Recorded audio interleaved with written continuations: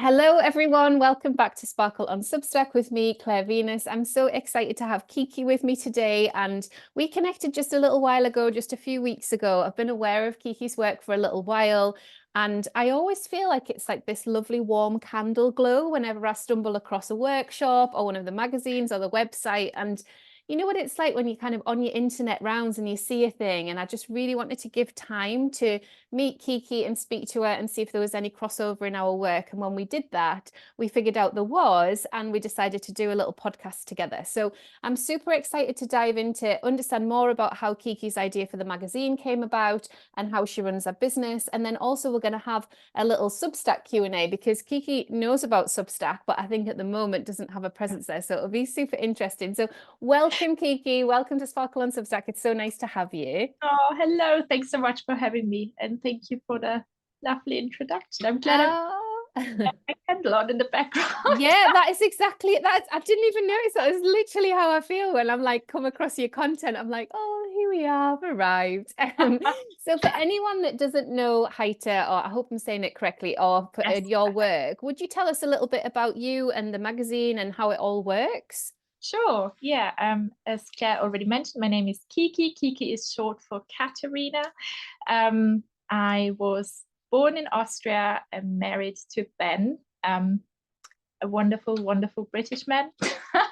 I spent most of my 20s living in the UK, still have a very well, I would say I'm very well connected in the UK still. It's where we're going to move again. Yeah, fairly soon. Our children grow up bilingual. We have two. Julius, who's now 4, and then we have Clara, who's going to be 2 in August. I am a fashion stylist, which is maybe also interesting. I'm the founder and editor-in-chief of Heiter, as Claire already mentioned. And I would say because of Heiter, I'm also a joyful living or perhaps even positive psychology advocate. Yeah, that's pretty much it. Heiter takes up most of my working time, I would say.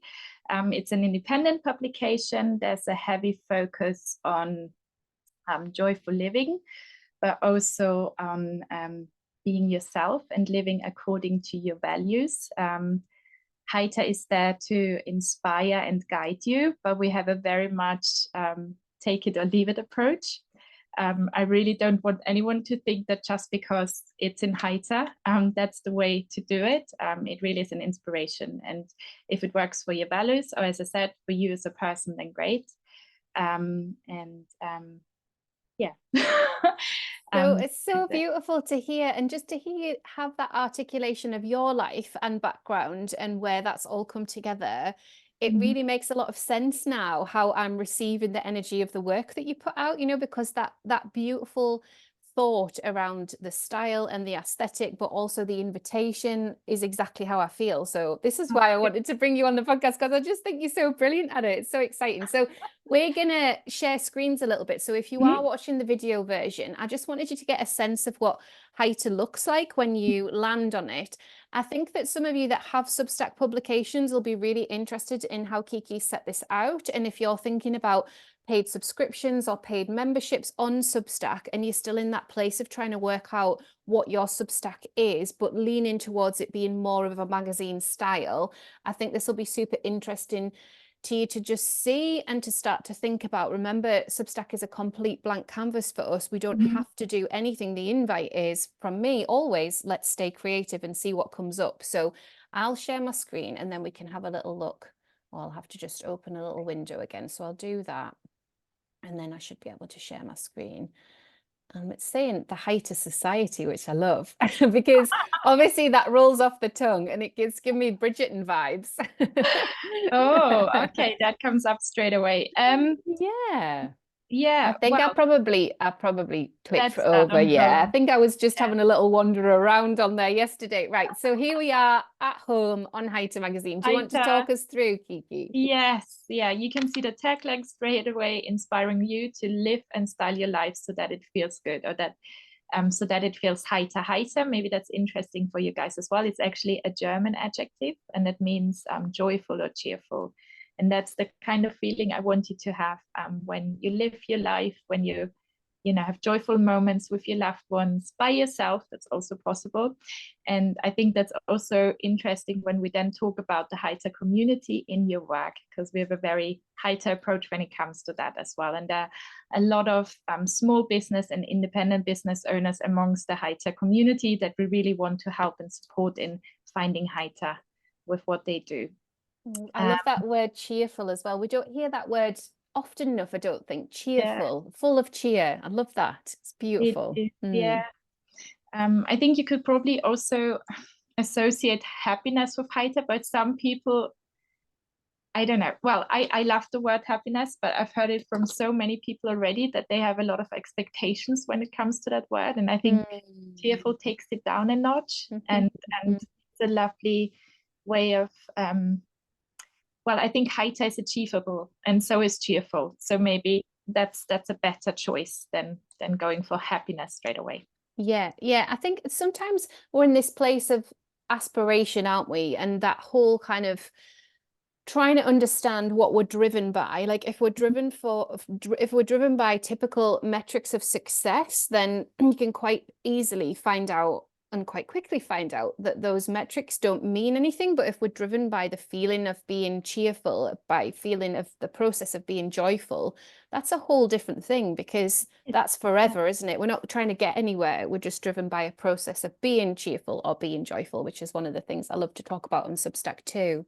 Yeah. So this here says, get your copy here. Does this mean we can actually get a print magazine? Yes. Well, the issue with that is I will update the homepage banner later today. I already talked to Claire about that. Obviously, I do have 2 little ones at home. I only have limited childcare. I run my business, and I have all the other bits that come with being a mum, a wife, a business owner. So that's a homepage banner that I need to update. That's actually Heiter issue 2, New Beginnings, that is now sold out. Okay. You can only get the digital version of it, but print is not available anymore. But our homecoming issue, that's issue number 2, is planned to launch this summer. Hopefully, if everything goes well. We're hoping to get in 300 pre-orders this month. And if that works out, we can go to print. So yeah, I will change that. And then you guys can already pre-order your copy of Homecoming. So we would see a new front cover version of magazine 2, did you say? So that'd be the second print magazine. Great. Yeah. And then on the website, there's obviously a few other things, people can have a little click through. But I know when I first landed, I was kind of scrolling down, and I just want to click all of these images. This feels so inviting. I'm like, what is all of this? Like, are these guest writers? Is this your writing, Kiki? How does all this work? It's a mix. Obviously, as I said at the beginning already, how to feel Heiter, how to live a joyful life is a very individual experience. And if it was just me sharing my voice, I think it would get a little bit boring and maybe a little bit one-sided. So I do think it's very important that I have contributors coming, writers, coaches, creatives who share their voice and their experience with the Heiter readers, so that the Heiter readers actually see that Heiter can be individual. It is very tailored to the person. And well, what shines through is, of course, my values, also my background. I did study fashion media at London College of Fashion. Fashion is still something I really love and enjoy, so it's important to me to always bring that element back. There's an interview with a sustainable fashion brand, for instance. Sustainability is also something I'm really passionate about. Yeah, and also, as I said already, we have a lot of independent brands or brand owners and small business owners within the community as well, and it's also really important to me to highlight them and help them promote their brands, and that's a really great example. Yeah, really, really beautiful. I feel like even on those first 3 images, like the one in the middle is very typical of what I might see in Northumberland, where I live. So it's interesting that, say, if it was the height of summer, I might feel really invited into that image and be remembering of that kind of beautiful landscape that Northumberland offers in the winter. But right here and now, I'm like so ready for summer. I'm like, oh, shall I go through this door? Shall I click into here and see what this is about? And I love the balance. It's really beautiful. Yeah. Well, the one in the middle is actually one that I took in Cornwall. Cornwall, okay. Yes. So it is the UK, yeah. It is the UK.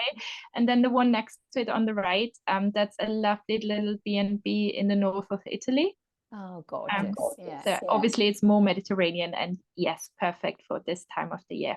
Yeah, I've got door envy. If anyone remembers the days of like sharing doorways on Instagram, maybe it still exists. I don't know, but I think that would be a very beautiful door. It would get a lot of appreciation, wouldn't it? Brilliant. So we've got the blog, and then you've got Heiter Society. So is that like a membership? That is a membership. So Heiter is not the typical independent magazine you would find. We're so much more. We're community, also kind of a life philosophy, I think. And the life philosophy and the magazine, they both play into our membership as well, the Heiter Society, as we already said. And with the Heiter Society, we try to help maybe two groups of people. That is why we call them level 1 and level 2. Level 1 is really for everyone who wants to find more Heiter moments for themselves. What I only realized afterwards, Heiter is very much based on my experience and how I got myself out of mental health issues by doing something that I enjoy, something that makes me feel better. Creativity is in there, doing something physical, connecting with others. It's quite broad. And when Heiter already existed, I started to do more research into happiness, for instance, or that positive psychology that I mentioned earlier. And I found out that there's actually a really brilliant study by Harvard, the happiness study that's been going on for more than 84 years now. What I created with Heiter really aligns with what they say, what makes people happy. So just for having more of that happiness, level 1 is a really good choice because we regularly arrange workshops, creative workshops, mindful workshops. It might be workshops like face yoga, for instance, different practices, maybe even coaching that we know for sure brings people joy. And we also offer our members connection calls where they chat to other members. And what I can say already, most members that are existing members at the moment have been members for nearly 2 years. And they're not just members anymore, they really have become friends. And it's such a lovely and open group. And everyone is so authentic and kind. I think, they're just a testimony that it really works. Level 1 brings you more joy in your everyday life. And I think it's particularly ideal for mums, for instance, or someone who needs to care for other people. Maybe even if you're in a really stressful job and you want something really nice where you can turn off your mind and just immerse yourself in a creative activity in the evening, then that's the level for you. And then level 2 really speaks to those small business and independent brand owners that I've mentioned already, including myself. When I set up the Heiter Society, I wanted something for myself where I felt less alone, also in my business. And for that level, you get everything level 1 gets already, the creative workshops, the mindful workshops, the connection calls, or we even offer meditation sessions now and then. But with level 2 in particular, we also offer co-working, we offer consulting calls where we talk about ideas or launches or even collaborations within the group. And then we also have guest speakers come in. Claire, you'll be one of those guest speakers next year. That's right, next year, isn't it? 2025, watch this space. We're just planning it now. Yeah, and I think what's important about those sessions, like the one you're going to run yourself, they come again from a very Heiter point of view. I really don't agree with the hustle culture and overwhelming ourselves, especially if we are should I call us solopreneurs? We tend to wear a lot of hats, and obviously that's overwhelming in itself. And especially when it comes to marketing and promoting our businesses, I think we can reduce that and really focus on the things that bring us joy. And that might be on Substack, for instance. Yeah, and it's such a beautiful philosophy to remember, because every time we go online, we are pulled into those spaces that make us feel less than if we let them, you know. So coming to the internet with conscious attention and coming to a membership like this and knowing that you're going to be held by people with really similar and aligning values is such a worthwhile and really quite exciting and galvanizing place to be, because you just in from that space you'd be creating your true work, you know, your work of truth, rather than thinking, oh, somebody over there's doing that, so I better do that. And again, you know, just in terms of that alignment of values, this is what I try and talk about so much in my membership calls for Sparkle on Substack, because it is exciting. You know, it's exciting to be in at the ground floor. It's exciting to be ahead of the curve on a platform. But as that grows, so does the overwhelm. And this is where we've just hit this last few months. Is the main message coming through, that people are very, very overwhelmed. And there are lots of reasons for that. Some of them are to do with the platform and some changes on the platform, but a lot of them are to do with capacity, because we only have so much capacity. So when things were spacious, things then felt, when we came to the platform, spacious in us. You know, we had space to create, we had space to hear ourselves think. And now that the platform isn't as spacious, or we've maybe subscribed to a few too many free Substack publications, or we've got a few too many memberships on there, this is tipping the balance into how do we show up as writers and creatives, and then how do we put that part of us down and show up as consumers within community, you know, within memberships, within calls. And also, how do we put all of it down and just put it down, you know, when it like is keep reaching for our attention all the time. So, you know, these questions are really important for us to explore and understand in ourselves, because, and I've said this a lot, the internet is relatively new, and the way that we use it and consume it has changed so rapidly, even over the last, you know, couple of years, but more so over the last 5 to 10. And I think that we do get to choose. We do get a choice in that. Would you agree? Totally, yeah. I come from that very old Instagram community when Instagram was still the way to connect with others and build community, and obviously that changed entirely. And that was actually also motivation for me to build my own thing, to start a Heiter Society, because I didn't feel like I got through to anyone anymore, just through using social media. And well, with Substack, that's an interesting one as well. Because I had my kids, I didn't start Substack when everyone else was starting it. And I think it would still overwhelm me, or the thought of having to create content somewhere else overwhelms me as well. I think the only thing I would actually consider is bring something back that I did in the past, and maybe use Substack to publish that. I used to have Heiter People chats on Instagram when Instagram Live was still something. There was again a way of showing people that they can approach Heiter in different ways. And it was chatting to creators about what makes them feel Heiter. And if I could record that, or well, even have video chats with them and simply publish that, that'd be something for me. But I don't understand the platform well enough. Yeah, and I think what's been really interesting for me is coming to your work at this kind of crossroads, where I've been going really deep into how do I set up my Substack as a beautiful magazine. That's my goal this year, and it's my other Substack, so my first Substack, which is named after my business, Creatively Conscious. So there's only so much headspace I've got for it. It's almost like a creative project in itself, and then it has bubbles of other strands that kind of come through that I'm tugging on this year and kind of going, is it this, is it that, like what am I presenting, like what is this magazine made up of, what is this edition made up of?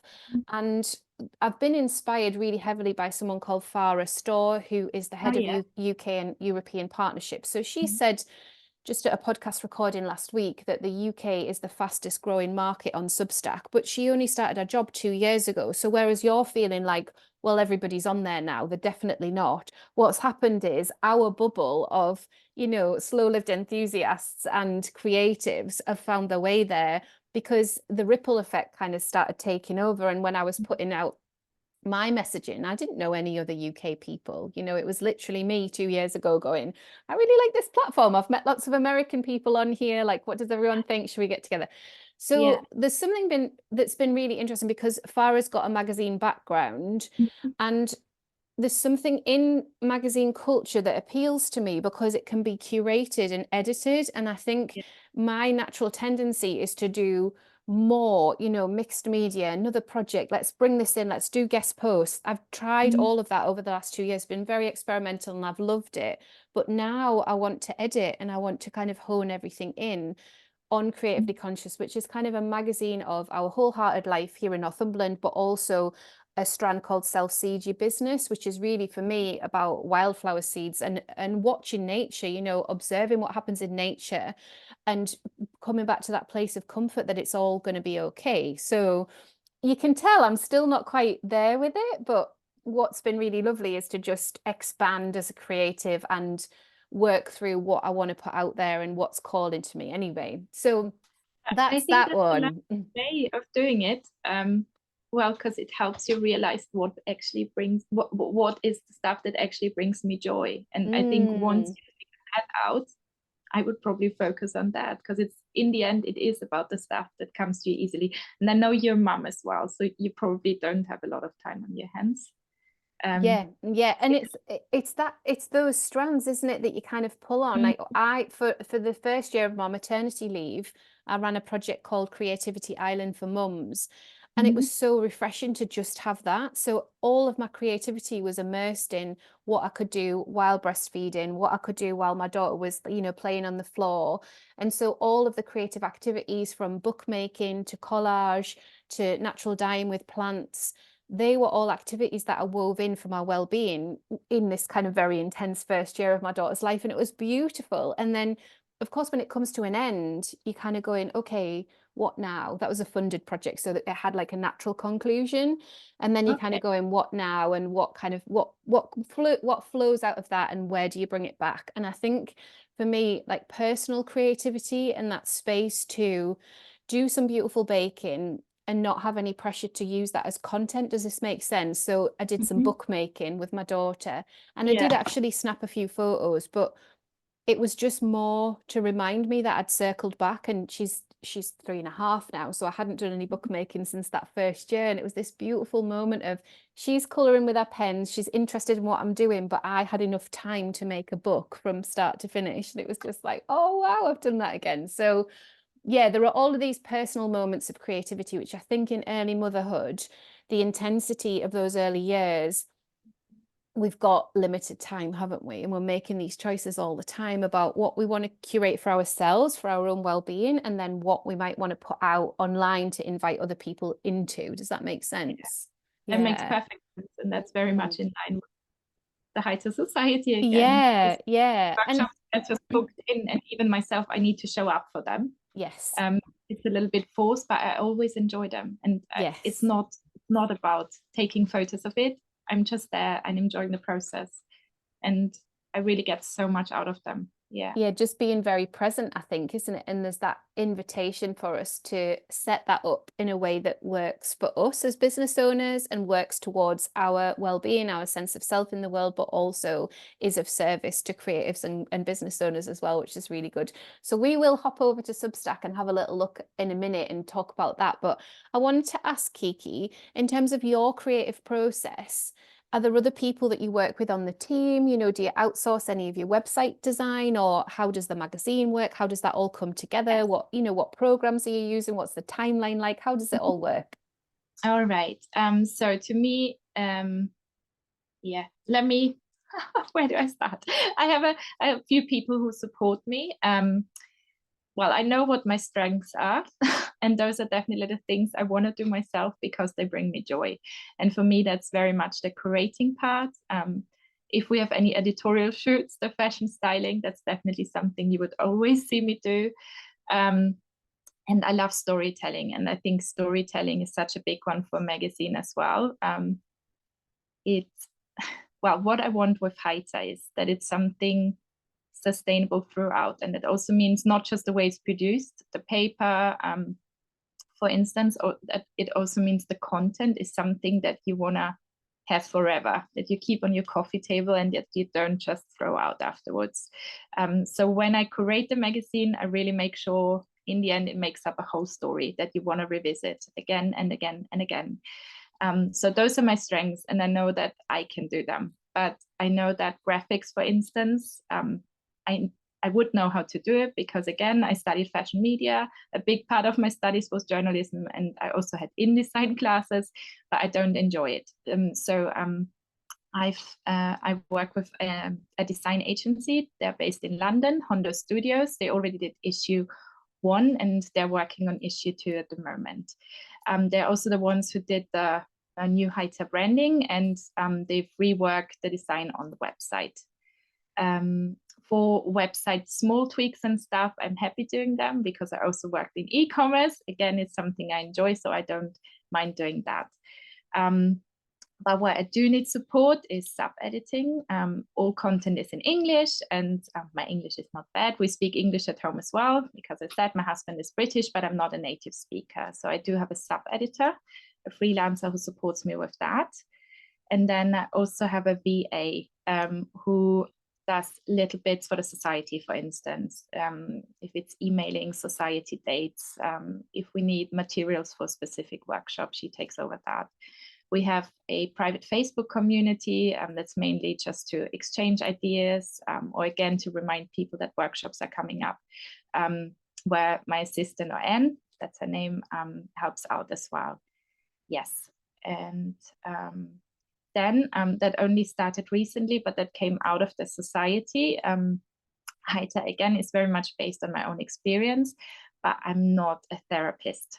I'm not a coach, but I do have 2 really lovely members who have experiences in that. One of them is a holistic life coach, and the other one is an occupational therapist. And they do help out with some of the sessions, like the meditation sessions, for instance. One of them also runs the Heiter Society book club. That's something new we've introduced. Yeah, and I think that's the team. And then, of course, as I said, we have a lot of contributors. That's for the blog, but also for the print publication. It's just amazing. What an amazing blend of skills, you know, just to feel like, for me, it feels like you could plug into like a really supportive tribe of people who just like have all of the skills that you might need. And I love what you said about you staying, you know, within that value of connecting to joy and connecting to that happiness in what you like to do, because I feel the same. You know, you end up where, okay, well, I'll just do it because it's quick and I can do that. And then I've got to the point now where I do have to outsource quite a bit more than I ever have. But there's a joy in being able to hand that over to somebody who loves to do it, who is really good at doing it, and then reflects something back that feels better than I could have done. And then obviously I'm paying to support their career as well. So I love that. And it was really interesting to hear you speak about how that all fits together and how that all supports you to do the work that you want to do. Beautiful. Yeah. So I'll go ahead and share my screen, and we'll have a little look at Substack. And this is just us popping under Substack, wondering about whether there's any sort of fit for Kiki's business model. And there might not be, but I think that this is really going to be very helpful for you guys that feel like you have an ecosystem outside of Substack and you're still trying to figure out how Substack fits with that, because I do think, you know, sometimes it just doesn't. Sometimes you've got things to such a place where it's like, actually, no, I'm fine. All of this runs the way that I want it to run. And other times it's about almost just shining a light on what is happening on those platforms. So we mentioned Instagram for, you know, just a little moment there, and how that's felt and how that's shifted and changed. And I have got a bit of a spotlight on Instagram at the moment because I'm offering a masterclass which is called Move Your Instagram Content to Substack. So it's like an hour-long masterclass. I'm going to show people how to do that. And the reason that I feel passionate about doing that is because when you look at Instagram story views or post stats, they're just very low compared to how many people technically should be plugged in, you know. So my Instagram, I think, has 3,700 odd people on it, but it doesn't. Like, I'm really talking to less than 100 people every time I post. That feels a really small number, given that I've put a lot of energy and time into it over the years.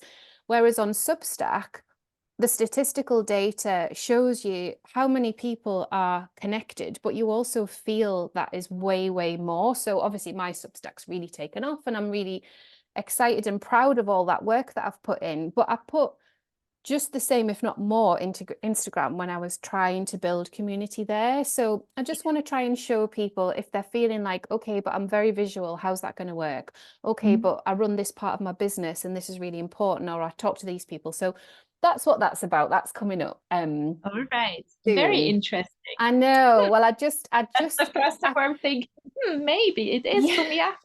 I think for me, because I am very visual as well, I feel like there's something that I want to say there. And I did a call out for people who wanted me to share their Instagram. So I'm not using my own Instagram, I could do, but I wanted to actually share some different examples. So I've got 3 people as guinea pigs, really, for me to kind of walk through how that might work over on Substack. So here we are, we'll arrive on Substack. This is the home page. So Substack's inbuilt social media is called Notes. So it's a little bit like a Twitter feed, but it's very friendly, very creative, very generous. Lots of lovely people on there.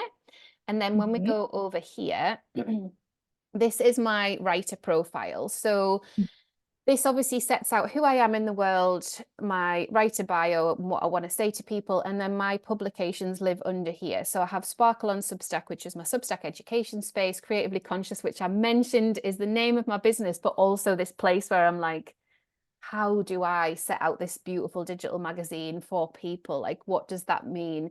Thinking about people picking it up, you know, Sunday afternoon and wanting to kind of head into the archives. So I'm just in that space over a whole year. I've given myself a year to figure it out. So that's that one. And Company of Two is a magazine for mums. So it's a magazine that we offer guest posts for mums to, you know, in the early years. So children under 7 is the focus. So very small community. There's no paywalls attached. It's just articles from mums about business, balance and being in motherhood. So that's that one.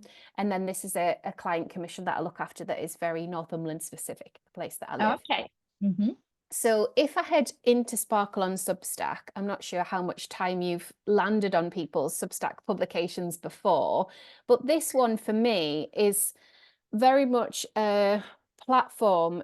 It's almost like a beautiful course platform. So people are here as free subscribers for sure, but then I take care of my members and my diamond members, and all the resources are kind of set out for them as well on here. So I have simple Substack advice, and I'm very conscious about the imagery that I bring. Again, you know, it's inviting, it's joyful, it's fun, it's playful. It's trying to kind of encourage people to drop whatever it is that they need to drop and rekindle creativity and rekindle their personal creativity. So there's a lot of quirky stuff that goes on in the membership, and then the diamond members, which is like my level 2, I guess. So that's there. So we have some like more targeted guest posts around coming to Substack, coming to a newsletter platform with a business head. So really thinking about how you want to grow paid subscribers and how you want to use that as a funnel into your wider business. So that's what that one is. So talk about strategy and all of that good stuff there. And then the main question that I used to get asked was around growth on the platform. So I set out to do some growth tips, but these are joyful growth. So it's not like do these things and you're going to quadruple your free subscribers or you're going to double your paid subscribers. It's like, this is how to lean into joyful growth. You'll then see what happens after that. So that's what those are. And then the second most popular question was, can you actually make money on Substack? If I'm investing energy here and if I'm moving away from socials and if I'm plugging it into my business model, how do I make money here? How does it work? How does the platform work? So those are articles about that. And that's pretty much everything on here. Obviously, there's a little navigation bar as well. And I've just added a couple more in. I mentioned the A to Z, which just again helps people to navigate all the resources that I have. And then I've got this little chat thread, and this is where I wanted to go. So there are a couple of ways to chat with people on Substack. There's a chat function, which is here, which I won't click into just in case anyone sent me something like, oh, I'm freaking out, or whatever they sent me. But that's like a little WhatsApp chat with your members, and you can have direct messages, but you can also set up a little chat that could just be for paid members or for founding members. So my founding members are called diamond members, and then I've got the membership. So on a Monday, I do an Ask Me Anything about Substack chat thread, and people will just reply. It's just us. And they'll say, oh, I'm stuck with this, Claire, or have you got a help article on this? Or I'm not quite sure how to do this, or I'm thinking about doing this. Would it work?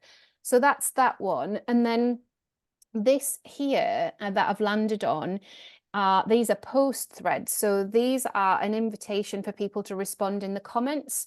So when I did this Sparkle on Substack celebration thread, it was in partnership with an artist, Claire, who has take time out to be creative, and she's an embroidery artist. She's got a couple of books out in the world. She's wonderful, and I wanted to celebrate her second book launch because she was feeling quite burnt out. You know, she was in that launch period, and she said to me, you know, like, I just feel like I'm spinning. Like, I know I need to be doing more to tell people I've launched a book, but I'm so tired. And I was like, okay, let's just have a big celebration on Substack. So we did that, and we were just inviting people to chat and celebrate what they were celebrating about their Substack. So it goes on and on and on. And this is open to everybody, but again, you could have it closed to paid members or founding members if you wanted to.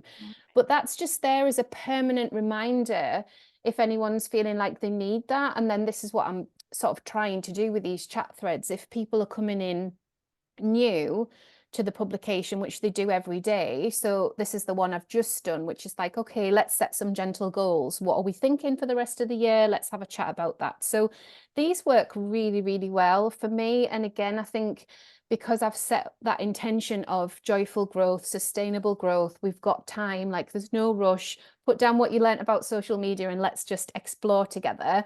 People are very responsive to those. So yes, so that's Sparkle on Substack. I'll stop my monologue and you can ask me any questions that you've got, and then I'll pop over and show you the other one as well, just for contrast. Yeah, I think it's a very lovely page, by the way. Thank you. Definitely sounds very useful, and I'm not surprised that your members are that engaged. Yeah, especially if you offer that one-on-one support up there as well. That's,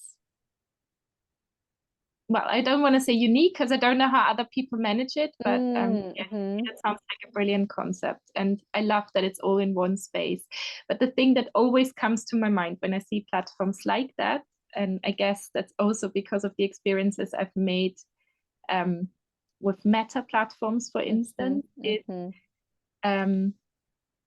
what happens if something happens to Substack?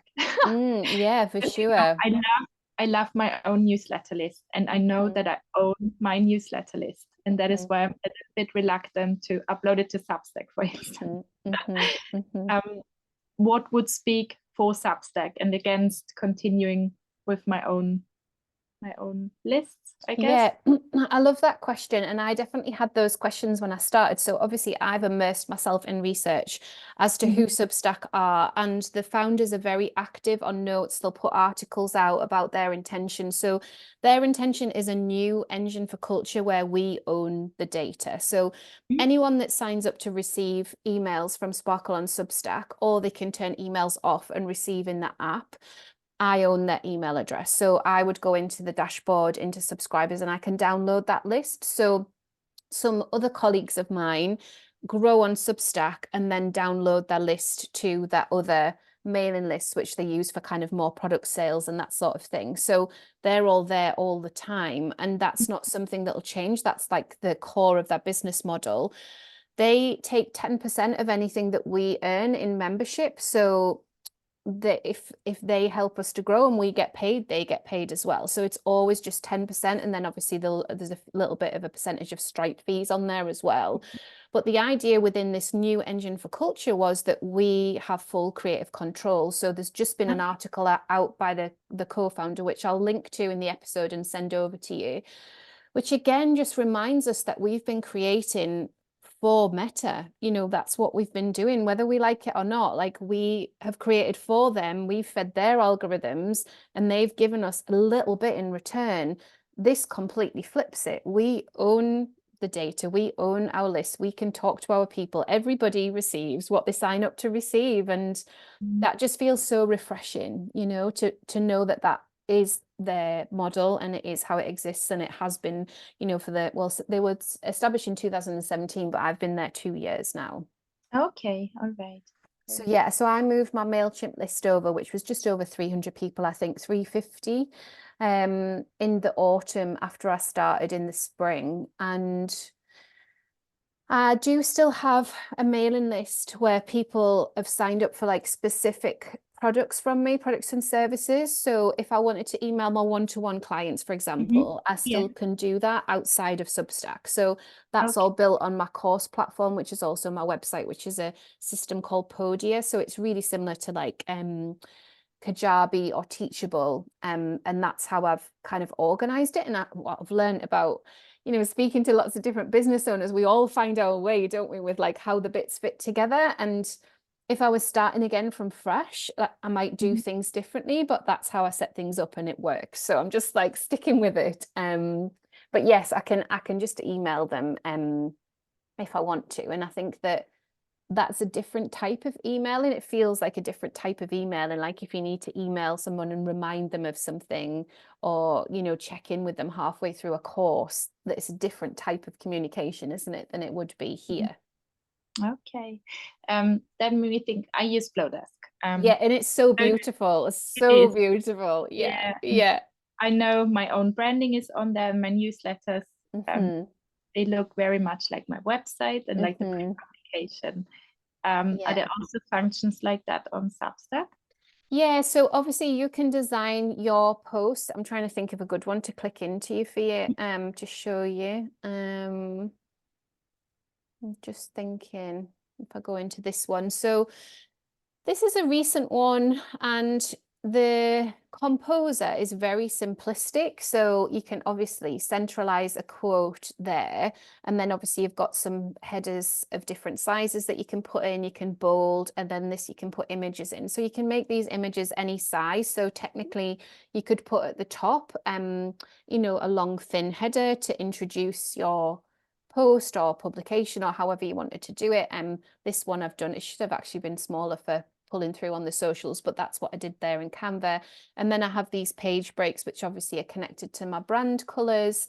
And then if you do embed another post that you've done in the past, then it sort of pulls through in quite a nice way. The YouTube videos embed like this. So there's quite a lot in this post. And then this is a pull through of Substack video, because we can also do video here on Substack. And then I've done a little roundup of in case you missed it. So these are previous posts, and then these are embedded notes. So this is quite a long one actually. And then yeah, a little sign off and a footer. But you can change the colors. You can obviously upload your own word mark, they call it, at the top there, your logo. There's lots of different ways with that. And I've seen, so people that have had really successful newsletters off platform that have moved to Substack, they obviously have a professional branding team and everything is really well thought through. The top grossing Substack earner who earns into the millions doesn't have any branding. Like, it's not a thing. She writes about American politics and there's no branding there, but she's a millionaire. So you're just like, okay, you know, whichever you want to do works. It's totally fine to do. I'll show you over on Creatively Conscious as well, just so you can see. Just being a bit slow. So at the moment, I went with this same oatmeal color. So people saw that consistency between I run this one and I also run that one. Sometimes I wonder if that was a mistake, you know, but I've got this color on my website as well. So it's like all one cohesive brand.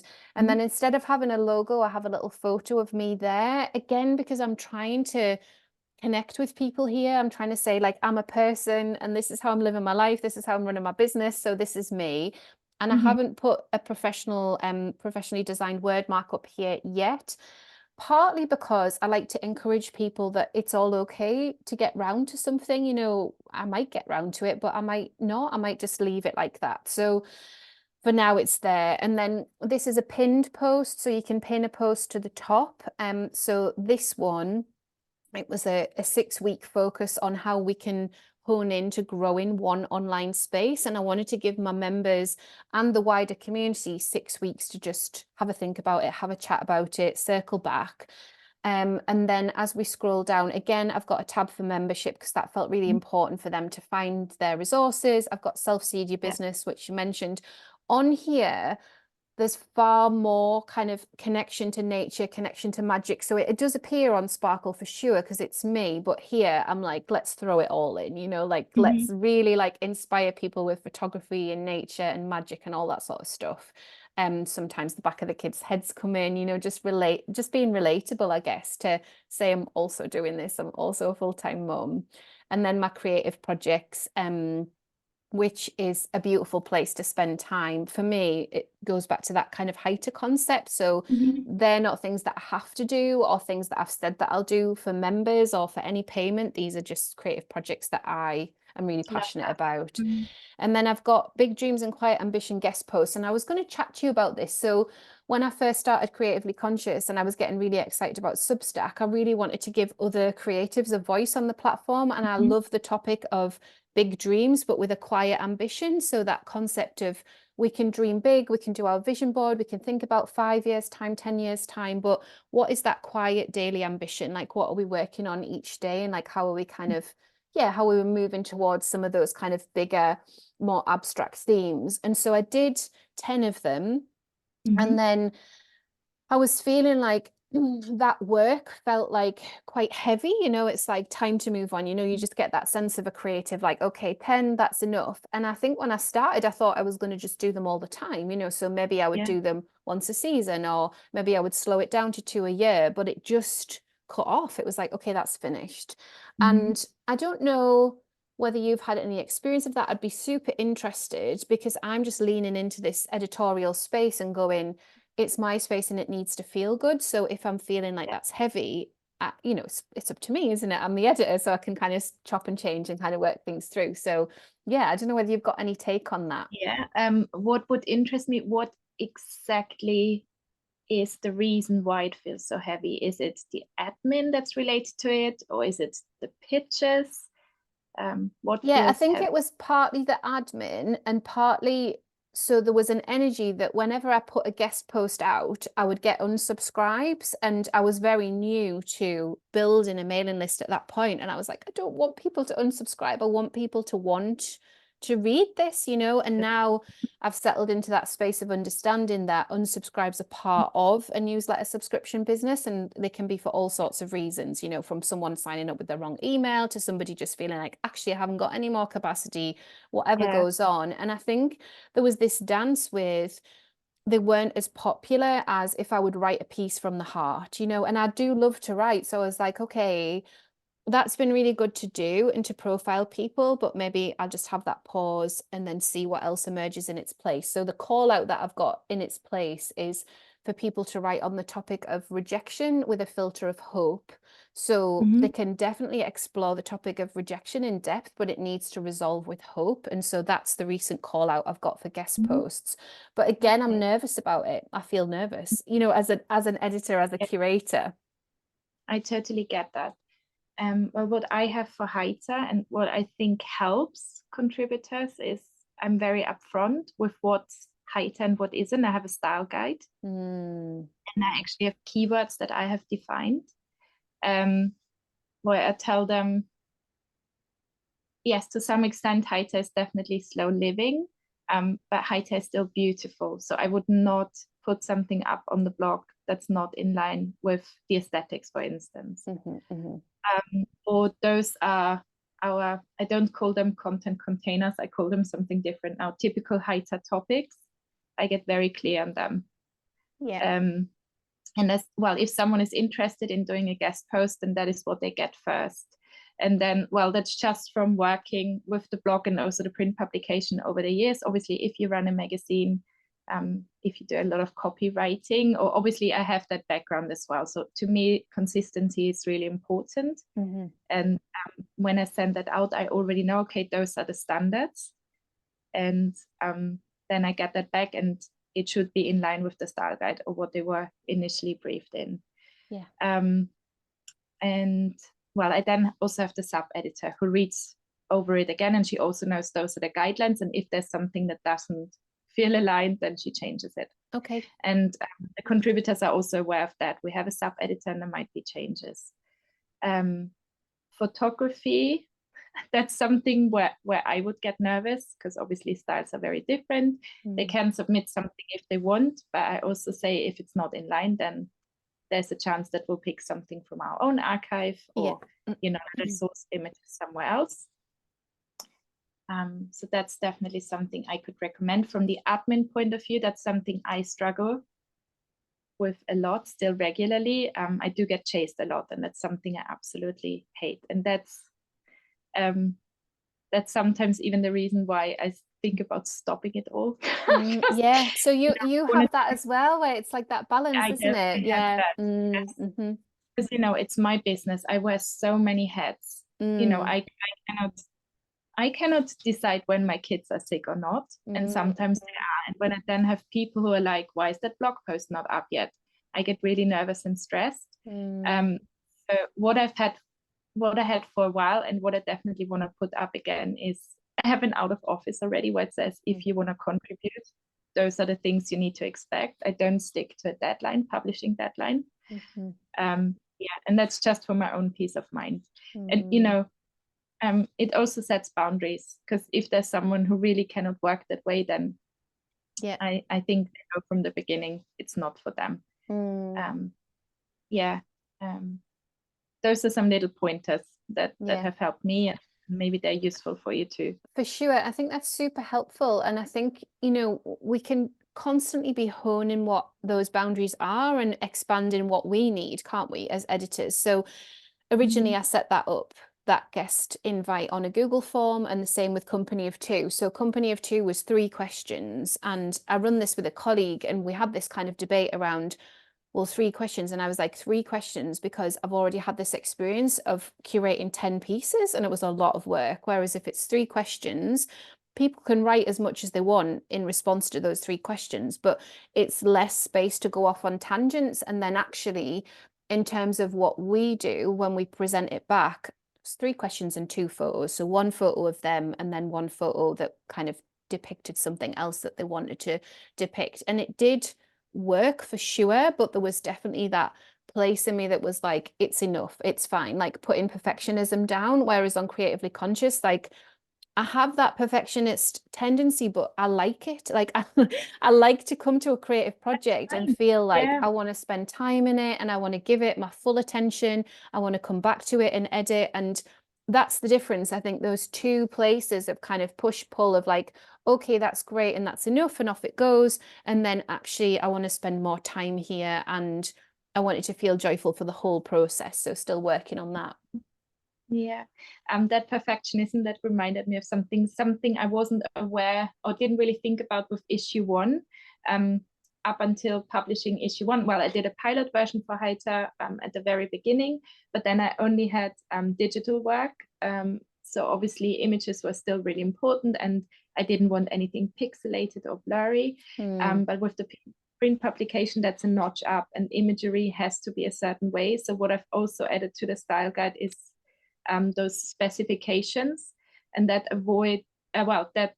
that's again a boundary, and that helps me have everything I need in the first place, and I don't need to chase people. Because chasing people would again be more energy, more time, and add to the stress. Definitely. And I think that space of being really clear in those guidelines is going to be super helpful for people listening, because everybody wants to support their colleagues on Substack and wants to try and do collaborations and all of that sort of thing. But I think, just leaning into, okay, but what are your boundaries around that? Like, if somebody's got a deadline, how's that all going to fit in? And like giving yourself space and time around that. And also leaning into what feels good. I know for me, I love to be live on calls with my members. I'm a real co-creator, but if I have to record a call for somebody to put out, I find that really hard to do. I just feel like there's that bit of us still learning how to present to the screen and to nobody at the other end. Obviously there will be, it's, they're coming. It's just that bit, isn't it, of kind of going, oh, this feels really hard and really exposing and really strange. So leaning into what feels good and working that through, as Kiki said, there's an energy there. Like, people are receiving an energy all the time when you start that, when you come to the keys with that, whatever it is that you're flowing into that space, I think. Okay, well, we're going to wrap up really, really soon, but it's been so amazing to speak to Kiki and hear more of this magazine journey and more of your business journey and how it all fits together. You'll have to watch this space to see whether she decides to be on Substack for any of her business elements. But I think for me, probably the easiest swap out is Facebook, because Facebook is a tricky platform, isn't it? And lots of us have kind of moved away from it. And I've seen in other memberships and other courses now, people trying to find other ways to converse with that community. So it's an interesting one because it can work really well, but it's inviting us onto a platform that can feel heavy as well. So setting up our own community spaces, I think, is a really nice invite and something to lean into and think about. But like you say, it's all capacity, isn't it? It is, yeah. Yeah, definitely. How much can you do? And well, that also, I think maybe that's one last question from me about Substacks, if I decide to move over. So you think it would certainly be possible to only move little parts? Yeah, I think it would, in terms of it fitting within what you offer already, it would make sense to move the community element. So you would brand up your Substack as Heiter Community, I think is the brand name for it.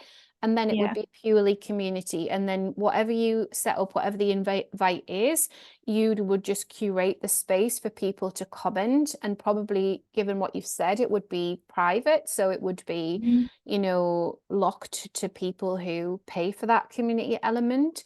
You can also turn off comments on posts as well. So if you wanted to have, say, some introductory posts that explained what you were doing there and what it was for, then you could set those up and they're kind of the comments are turned off, so it gets everybody to the one place. So whether that's to Heiter chat and you use the chat function, or whether that's to Heiter community threads, like I was showing you the two spaces that I use to converse, there's something that is really intimate and beautiful. And I've seen other people bring their readers and audience onto Substack with just a little bit of an explanation of what the platform is and why you've chosen to use it. So it's definitely all possible for sure. Okay, one last question, because that reminded me of something else. Obviously, as someone who is busy, I love recycling content. Would that also be an option? Because I mean, I've put a lot of time and effort in my Instagram, for instance. Would there be a possibility that I also share it on Substack, or would you tweak it?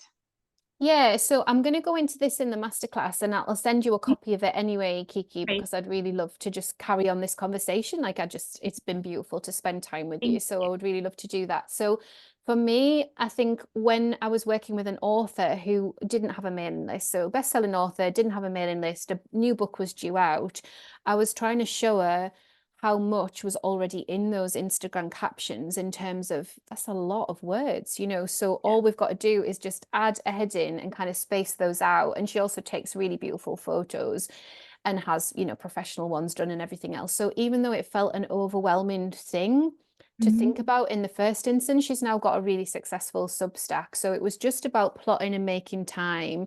And for her, I think it was about reflecting on the bits that worked within our Instagram, because she had a really highly engaged community, and then what she wanted Substack to be. And when you think about all of the things that we've shared on Instagram, you know, there must be so many threads of thoughts to kind of pull on and go, okay, well, this was a thread of a thought and then it was responded to. And if I put it within a post, what could it be? You know, people don't remember, you know, I mean, I've had some coaching recently, and one of the things they were saying is people don't remember what you posted last month, never mind last year, you know, so it's all there, isn't it? Sometimes I read my old stuff and you go, wow, like, right, maybe I was more confident then, or maybe I was more creative then, or maybe, you know, that bit when I think, you know, when you postpartum as well, like I feel like there was a real fire of like, yeah, there's a real fire of creativity in me, and I love to read that old stuff and think, oh, look. So yeah, I would say definitely don't rule anything out. You can also embed Instagram posts. So it doesn't work so well with Reels because it doesn't show up the little play button. But with an Instagram post, obviously it sits there, it's the imagery, and then people could click through to your Instagram. So I found that quite a lot of new followers for my Instagram will come through Substack if I do that, just to remind people that I've got a presence on there. It's just balance, isn't it? Because you know, there's been on Substack, there's been a real mass exodus from Instagram. So people like literally deleting all their content, coming off it completely. Yeah. Then there's been people that were all in on Substack and circled back to Instagram because it's so possible to grow with reels. I think people are really trying to figure out the balance. So I'll explore all that in the workshop and just give people that headspace, because I think sometimes we're just feeding the content machines, aren't we? And just to be able to step back and just nestle into, like, if none of it existed and we were starting again, what would we do? That's one of my favorite questions. Yeah. Well, thank you so much for being here. It's been so lovely to connect. Will you just remind us what we can do with pre-orders? Because I'm going to put this podcast out, so this will be like real time and people can really understand how they can support Heiter and what they can do. Well, magazines, maybe that is general knowledge. In order to print, unless you're a big publication and you have a lot of sponsors already, you really need pre-orders. So if you can, please go on the Heiter website. In the shop, you will see Heiter print issue 2. It's called Homecoming, and pre-order. Yeah. And what's the deadline for us to pre-order that one, Kiki? The end of June. End of June. Okay, so great. End of June. Right, I'll make that loud and clear as well. And if you're listening in the future, then there will be a digital version if you've missed out, and then hopefully a version 3 in time as well. Yes. Thank you so much, Claire. Oh, thanks so much. It was so lovely to speak to you. We'll chat again soon. Speak soon. Thank you. Bye.